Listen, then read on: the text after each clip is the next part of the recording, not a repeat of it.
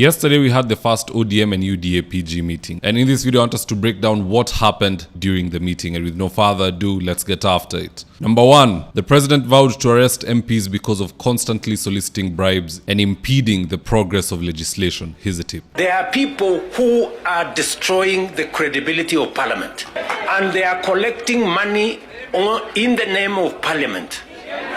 And some of the time, or most of the time, that money never gets to parliament, it gets to a few people. We are not going to shame them. We are going to arrest them.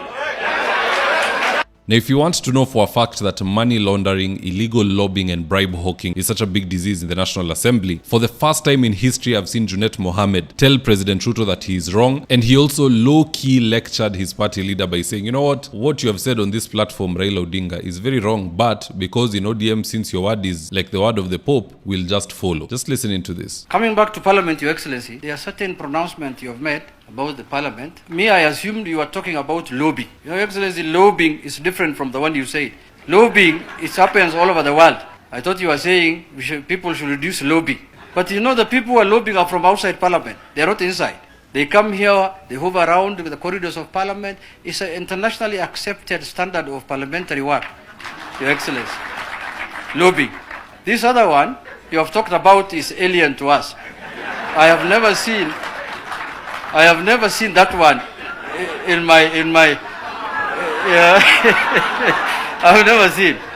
Then there are other contentious issues that has been pronounced also by my party leader that I don't know what to do about them, because you know, Your Excellency, in ODM, what my party leader says is law. So I'm really struggling. You know, it's like the Vatican. When the Pope has announced something in the Vatican, you just have to summon the members and tell them, this is what the Pope has said, and this is the summon for today.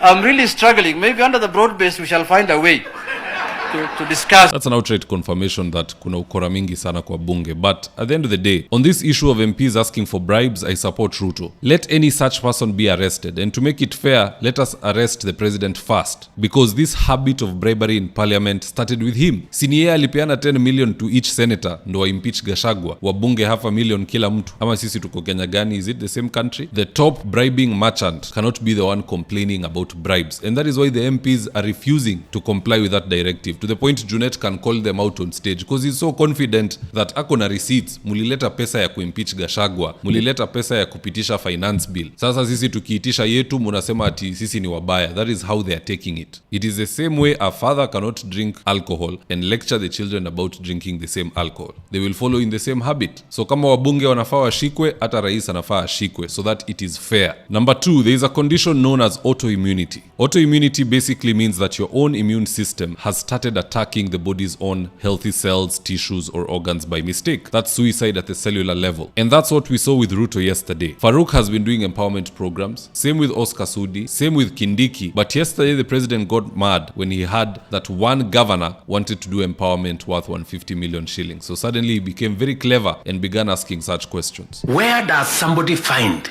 150 million? Where? Is that his money? That is money that belongs to the county. Again, the president should just keep quiet. He is the main engineer of illegal empowerment with taxpayer money. And even worse, his empowerment is all just a gimmick. Unaita watu State House, wanaona pikipiki, wanapiga picha, munawapea kwencha na nini, and then you chase them, unawambia Truecaller itaonesha their location wataleteo. He should not be asking people where they're getting 150 million. We've been asking ourselves where Oscar Sudi is getting 45 million for empowerment, where Kindiki is moving around with all that money to the point he's being called Mr. Moneybags. If that is a non-issue to you, stop asking about governors. They're all one and the same. You are also part of them. Number 3, Kimani Shunga publicly cast doubt as to whether Kindiki will get a second term, and Kindiki was busy laughing on stage. I can't believe this. How can you be disrespected by a mere majority leader when you're the deputy president and you take it? Just check this out. Whether when he says ni fire, see fire, ni noma, see noma, whether he can earn himself a second term as the deputy president, as usual, depending on what he says and how he engages with this house. On a personal note, I don't really think Kindiki is the owner of that office that he holds. Kuna watu wengi wanampea directives, and I think Kimani Ichung'wah is one of them. That's why he can arrogantly talk about his boss's future. Because deep down he believes he's the one who got him the job. Impeachment starts with the majority leader in the National Assembly, so he got Gachagua out, tried to gerrymander the politics of the day and get Kindiki installed, and he succeeded. So now he feels like this is his employee. He can speak the way he wants about it, and Kindiki will chuckle and giggle like Kamala Harris. Number 4, Raila Odinga tried to get rid of the NG-CDF so that he can take the eating to the governors who are most notorious for looting. So basically what he was saying there, and I won't play you the video of Raila because it's quite extensive. Now, basically what he said is this: MPs have no right to do development in this country because legally there is no one to oversight them. The governors are oversighted by MCAs and the Senate. The executive is oversighted by the Senate and also the National Assembly. But for MPs, there's no one to oversight them and they cannot oversight themselves. Therefore, they should not be doing any form of development. He wants it all to go back to governors. Now, I don't agree on that with Raila Odinga at all. Governors are the biggest thieves in this country. When we talk about ghost workers, you find 300 fake ghost workers receiving a salary in a county. Where does that money go? Tenders where people are fulfilling oxygen instead of roads. People who are stealing through Imprest. We saw about Siaya County. The Deputy Governor William Odol exposed what was happening there. People are withdrawing so much money to the tune of $1 billion in the form of Imprest, and you cannot track this money. So much as I don't like the MPs because of it tabia ya hongo na kujipendekeza kwa mambo ya finance bill kufinya wananchi, when they get that NG-CDF, people can attest that they see what that money does. Most do anyway. Wale wako na wabunge wabaya ole wao. But for the most part, people see where it's going. Governors are the worst with the worst track record. Mimi nimeona another governor in Western. The only maendeleo which I know about him is giving wamama gas. Gas is the only thing he has done. Every other day is just making noise. Akisema one term sijui nini, but there's nothing he's doing. Gas is the only thing amepeana. And he's usually at the forefront fighting for governors to get more money and not members of parliament. I don't agree at all. Hapo wabunge na wapea 90% A+.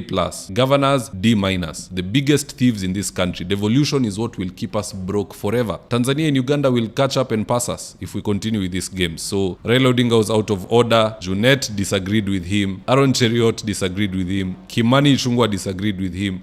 I disagree with him totally. I think giving more power to governors is sending us back to the abyss. But at the end of the day, guys, that's just my opinion. Do let me know your own comments in the comment section below, and I'll do my best to read them and to give you a response. Now, having said that, here's today's ad of the day. If you're in need of electrical wiring, solar installation, or electrical fittings such as strip lights, snake lights, downlighters, or chandeliers, contact Engineer Wycliffe at 0707 476602, and he'll get your house dapped up.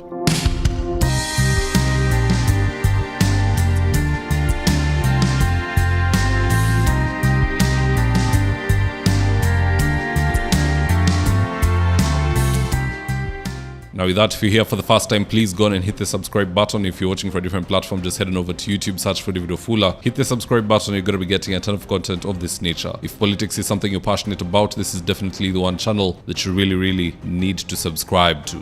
Alright guys, adios.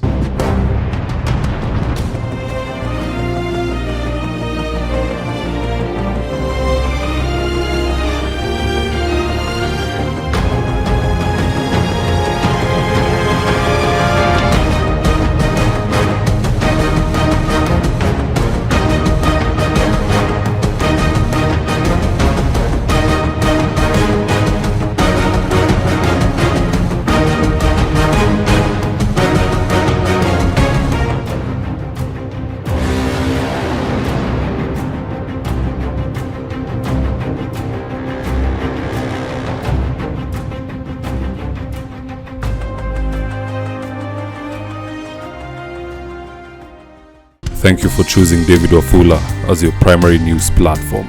We put countless hours in research, recording, and editing. By showing up each and every day to watch our videos, you encourage us to generate more videos for the viewers. We are on a mission to inform, educate, and build a better tomorrow. To our thousands of followers in a world full of presidents, kings, and queens, you are the real gem. Adios.